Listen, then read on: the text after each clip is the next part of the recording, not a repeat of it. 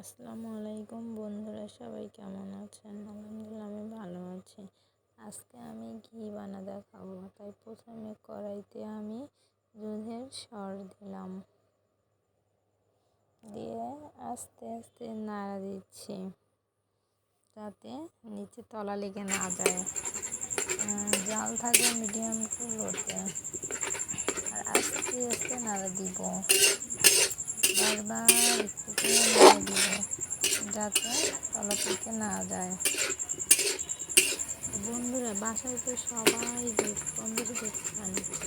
বেসর পরিমাণ মিশিয়ে রাখলে এভাবে আপনারাই তৈরি করতে পারবেন দুধের সর দিয়ে ঘি। এই ঘি খেতে অনেক মজা বন্ধুরা, টাটকা ঘি, অনেক স্বাদ, অনেক ঘাম। দেখেন বন্ধুরা, আস্তে আস্তে দুধের সর থেকে সব সাইডে ঘি উঠে আসতেছে।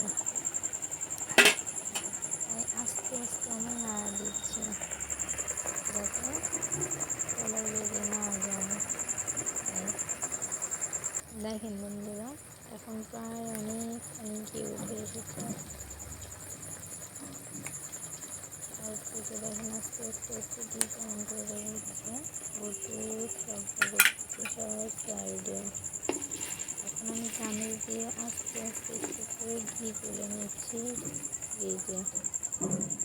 আমি ফ্রিজে রাখবো যাতে তলে পোড়াগুলো থাকে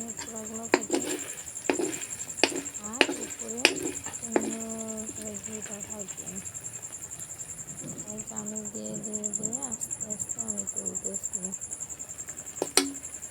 তোলার পর আমি এখান থেকে একটা স্টিলের বাটিতে ট্রান্সফার করে নেওয়ার পর ওইখানে দেখেন বন্ধুরা, একটুকু কোনো ময়লা থাকবে না, একদম পরিষ্কার ঘি। এই দেখেন বন্ধুরা, একদম পরিষ্কার ঘি, হলুদ কালার ঘি। এই ঘি যেমন স্বাদ, তেমন ঘ্রাণ, তেমন দেখতে সুন্দর বন্ধুরা। তো আপনারাও চেষ্টা করুন।